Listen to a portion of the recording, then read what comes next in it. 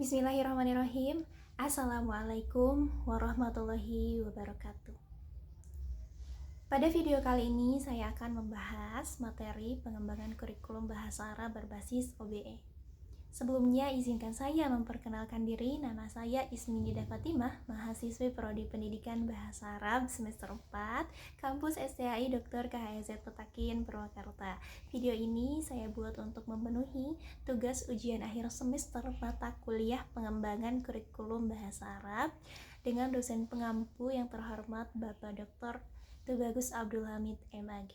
Teman-teman sekalian, selama ini pembelajaran bahasa Arab di sekolah seringkali terjebak pada pendekatan berbasis materi atau content based. Guru berfokus menghabiskan bab tata bahasa, yaitu nahwu shorof atau hafalan kosakata tanpa mengukur secara pasti apakah siswa benar-benar mampu menggunakannya dalam kehidupan nyata. Untuk menjawab tantangan tersebut, dunia pendidikan global kini beralih ke paradigma OBE atau Outcome Based Education. Pada pembahasan kali ini, kita akan membedah bagaimana merancang kurikulum bahasa Arab di tingkat sekolah berorientasi OBE mulai dari penentuan capaian pembelajaran hingga evaluasinya. Lalu apa sih sebenarnya OBE itu? Outcome Based Education adalah pendekatan kurikulum yang berfokus pada apa yang mampu dilakukan oleh siswa di akhir masa pembelajaran, bukan sekadar materi apa yang telah diajarkan oleh guru. William Spady, pelopor OBE, menekankan prinsip designing down atau merancang mundur. Artinya, saat menyusun kurikulum bahasa Arab, langkah pertama bukanlah memilih buku teks atau topik tata bahasa, melainkan menentukan capaian pembelajaran atau CPL, Learning Outcomes terlebih dahulu. Dalam konteks mata pelajaran bahasa Arab di sekolah, outcome yang diharapkan bukan sekadar tahu kaidah bahasa, melainkan kemampuan bahasa otentik seperti kemahiran menyimak atau istima, berbicara atau kalam, membaca atau qiraah, dan menulis atau kitabah dalam situasi komunikasi konkret. Penerapan OBE dalam kurikulum bahasa Arab di sekolah dilakukan melalui 3 langkah sistematis. Langkah pertama, merumuskan learning outcomes. Hasil belajar harus terukur dan berbasis integrasi keterampilan. Contoh target di jenjang SMA atau MA, siswa mampu melakukan presentasi lisan singkat dalam bahasa Arab tentang profil diri dan cita-cita dengan ketepatan struktur dan kelancaran yang memadai.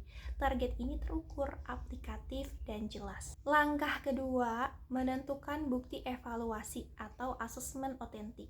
Sebelum menentukan metode mengajar, kita tetapkan dulu bagaimana cara mengukurnya. Dalam OBE bahasa Arab, ujian pilihan ganda tidak lagi cukup. Kita membutuhkan asesmen kinerja atau performance assessment, seperti praktik wawancara langsung, pembuatan vlog bahasa Arab, atau penulisan teks deskriptif pendek. Langkah ketiga, merancang pengalaman belajar. Baru di tahap akhir ini, kita memilih materi grammar dan kosakata.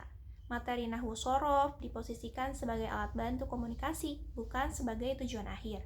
Guru mengajarkan struktur kalimat agar siswa bisa bicara atau menulis dengan benar, bukan sekadar agar siswa lulus tes hafalan rumus. Kemudian, bagaimana integrasi ini berjalan di dalam kelas? Kurikulum bahasa Arab berbasis OBE menyatukan 4 kemahiran bahasa dalam satu alur outcome. Sebagai contoh pada tema kehidupan sekolah.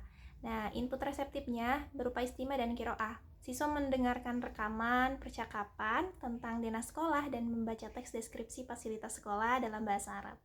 Nah, proses penguatannya, siswa menganalisis frasa dan struktur kalimat yang digunakan untuk mendeskripsikan tempat.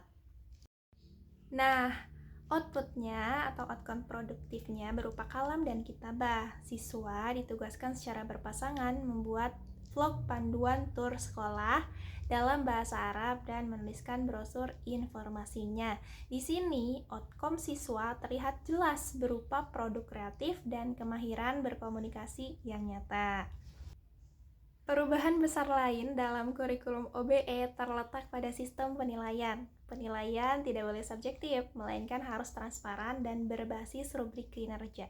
Dalam rubrik evaluasi bahasa Arab berbasis OBE, indikator keberhasilan memuat beberapa aspek utama. Yang pertama ada kepasihan dan pengucapan atau makhorijul huruf, sejauh mana pesan lisan dapat dipahami oleh orang lain. Nah, kedua ada kesesuaian konteks. Apakah pemilihan kosakata sesuai dengan situasi komunikasi?